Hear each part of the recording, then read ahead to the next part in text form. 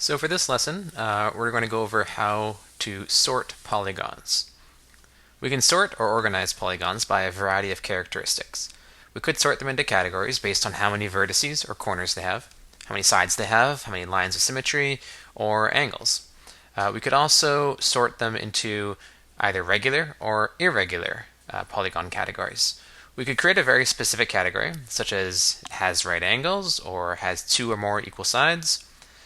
So here's an example of how we can sort some polygons.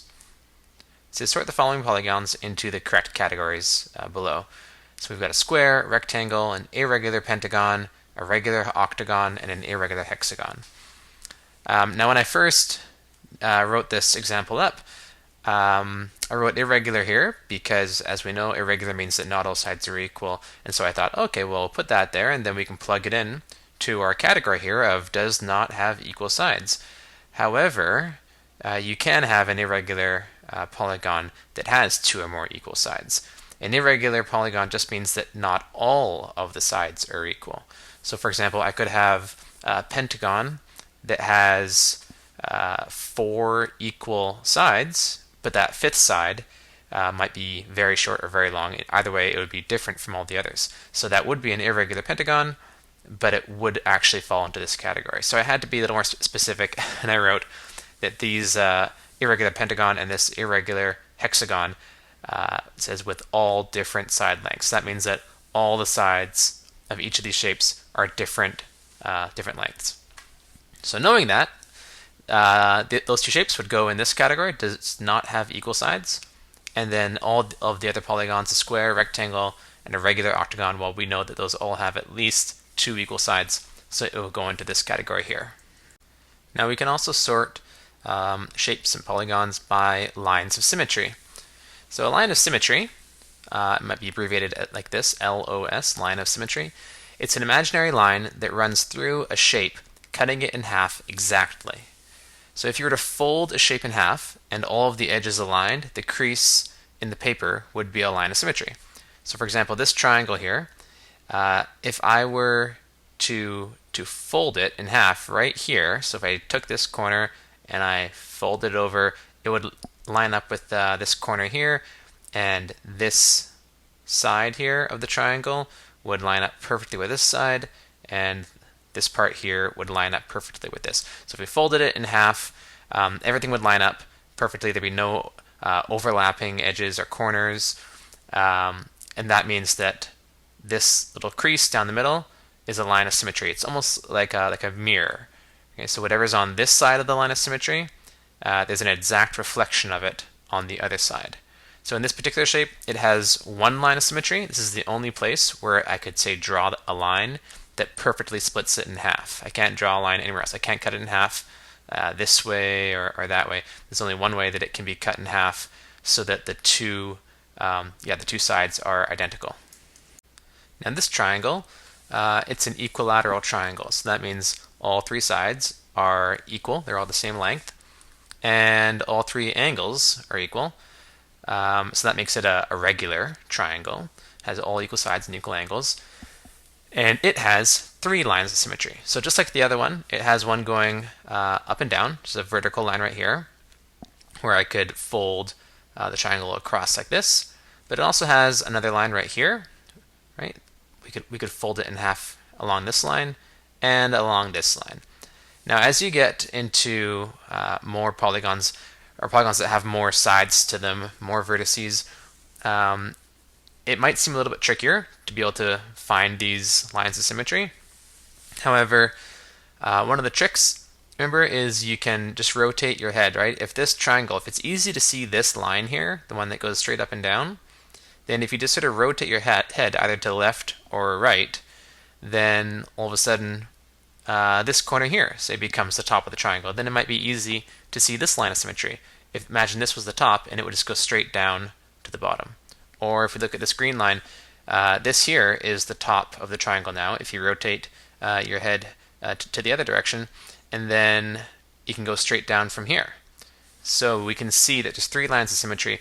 And when it's a regular shape like this, you might see a pattern, right? We have three sides, I have three angles that are all equal, and I have three lines of symmetry. you'll notice that each line of symmetry in this triangle, it goes through a vertex, and on the other side, it just goes through a side of the triangle. Okay, and it really helps to draw them, draw the lines of symmetry in when you can, because if you just try and count them, sometimes you might count too many. Like you might count, okay, I can cut it in half this way, that's 1, then I can go 2, 3, 4, right? And you start to count the lines again, 5. So if you just draw them, then you won't recount a line of symmetry. So here's an example of how we can sort some polygons by their lines of symmetry. Okay, so we've got polygons, I just labeled them A, B, C, and D. So we have two categories. One side, these are polygons that have no lines of symmetry, and the other side will be polygons that have one or more lines of symmetry. Now sometimes the category will be given to you, or other times it'll just say sort these polygons. So you get to choose what the categories will be. So take a moment and pause the video and just try to quickly place these shapes into the correct category. And then when you're ready, resume and you will see the answer. Alright, so hopefully you got this. B, this triangle here, would go into no lines of symmetry because there's nowhere in the shape where I can draw a line that splits it perfectly in half, right? Usually you try and split shapes in half by starting with a vertice or in the middle of a side. And if I just go straight up there, that won't cut in half. If I try and go from the top, maybe go down like this, you might think, oh, maybe that would cut it in half, but it wouldn't. And same thing here. If I tried to go from here across to the middle, that wouldn't cut in half, or wouldn't fold in half perfectly. So B is no lines of symmetry, which means A, C, and D. These all do have one or more lines of symmetry. C is a bit of a trickier one. You can't cut it in half vertically because the left side it's taller than the right side. But if you do cut it in half like this, left to right horizontally, that does work. Even though this side is higher than this side, well, so is the bottom. So if I drew a line going straight across here, this corner would fold across and match up with this one, and this one would fold across and match up with this one. So that's why C is in this category. And then A and D, because they're regular polygons, they both have all equal sides. You know right away that they're going to have some lines of symmetry. So they would also go in this category. So here's another way that we can sort polygons or shapes is by Venn diagrams. So if we use Venn diagrams, some shapes might be in one of the circles. It might be in both categories. So remember in a Venn diagram, if it belongs in both, then we put it in the middle here where they overlap. And then it might also not belong to either category. And so if that's the case, then it would go outside of the Venn diagram. So here we have 4 different polygons, and our two sides of the Venn diagram has at least one line of symmetry. So shapes that have one line of symmetry, at least one line of symmetry go here, and then shapes that have 4 sides go here. So if they have 4 sides and they have one line of symmetry, put them in the middle. If they don't have 4 sides and they do not have at least one line of symmetry, then it would go outside. So again, just pause the video and try to quickly do that yourself. And then when you're ready, click resume. Okay, so on this left side has at least one line of symmetry. I've got this triangle here, so it can easily be cut in half from top to bottom. So right away I can just put it in here. I don't need to look for more lines. As long as it has one, it goes in this category. And it only has 3 sides, so it does not belong over here as well. This shape here, this parallelogram, it has 4 sides, so we know it belongs over here. But does it also have one line of symmetry? Well, there's nowhere where you can really cut it in half. You might think, oh, but if I go on an angle like this, I can cut it in half going across there. However, if you actually tried that with a piece of paper and you folded it, what you would find is that this corner here would end up way up here, and this corner wouldn't quite reach that side. So it would actually end up over here somewhere.